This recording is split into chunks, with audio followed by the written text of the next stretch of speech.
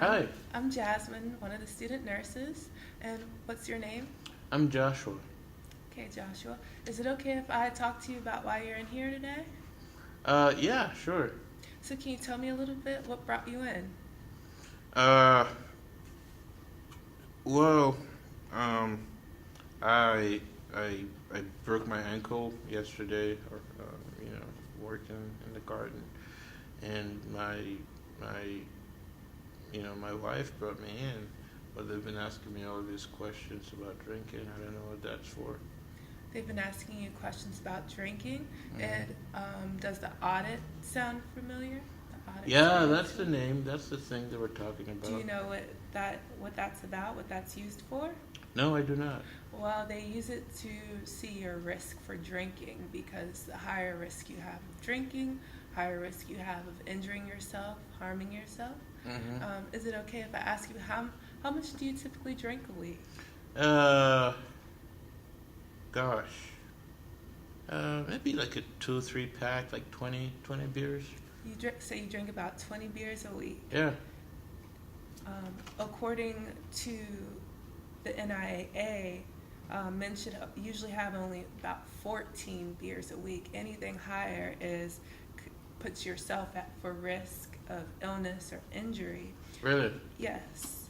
Could you explain to me your drinking habits? What prompts you to want to drink or Uh, God. I mean, before I used to just drink socially. You know, every now and then I would hang out with my friends. Have a beer, watch football.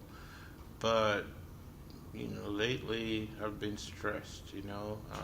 My mom, I gotta move her to a nursing home, and my kids, teenagers. Yeah, they're they're so annoying. You know.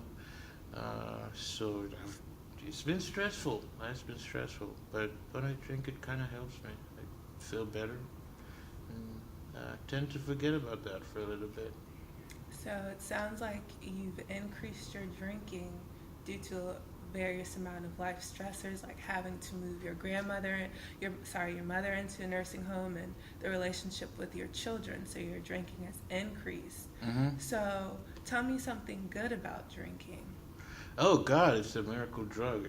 Forget everything. Like you drink, your problems solve them. They just go away, just wash down.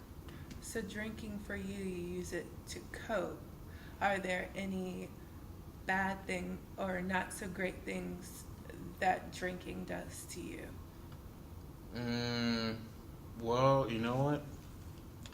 Now that I think about it, if I hadn't been drinking, I'd probably not have hurt my ankle. Had to spend that money. Uh, and then my wife, she hates it because it makes me feel bad in the morning. I don't want to talk to anybody. Hangover. Yeah.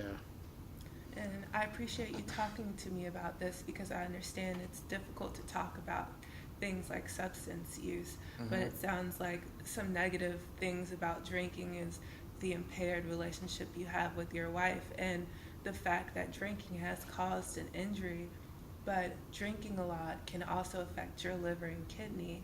Did you know about some of these I things? didn't know that. I thought that was smoking. No, drinking can also hamper your health. Okay. So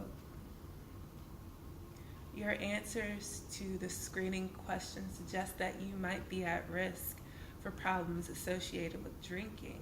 Mhm. You've told me that the drinking impairs your relationship and you've been injured because of it. Mhm. How ready would you say you are to change your drinking habits on a scale of 1 being no change to 10 being you would like to change?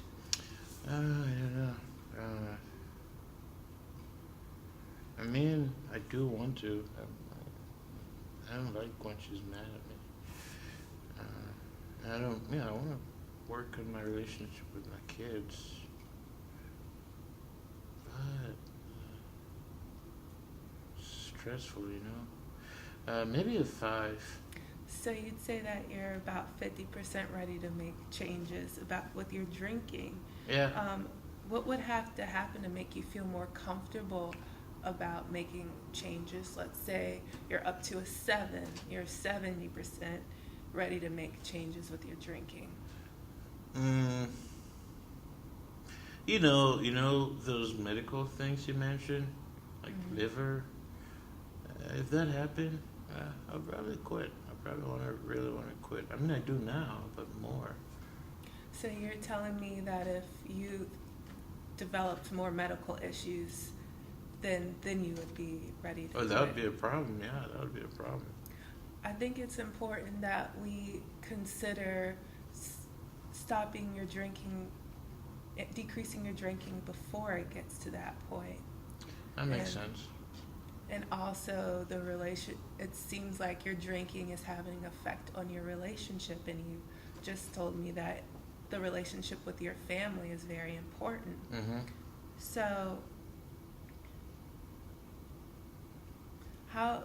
Let's set a goal. What do you think would be manageable to decrease your drinking? Well, uh, let's see. I mean, I could cut it down to two pack, a 2 pack per week. So how many beers would that be per week, you'd say?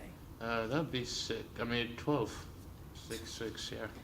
I think that is a very great goal, cutting down from 20 beers a week to 12, because as we know, Uh huh. by the NIAA, 14 drinks per week for men. Anything higher than that, you have a risk for illness and injury. Yeah.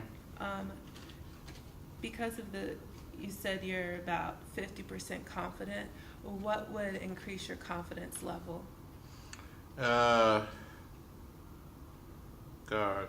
I mean, again, if bad things happened, I would, yeah, if bad things happened, I'd be sure then.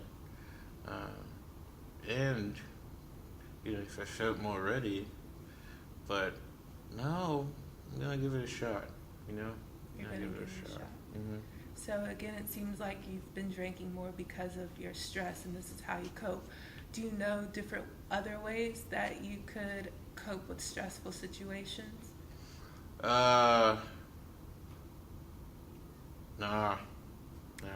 Well, I can provide information with you about coping and about help information to help you reduce drinking. But you could do things like deep breathing exercises, going out for a jog, maybe even talking to a counselor. These could help. These are things that could help you cope with the stress in your life. You know that jogging?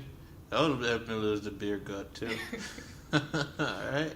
Yes, you're definitely right. Exercise is a great way to maintain and restore health. Yeah.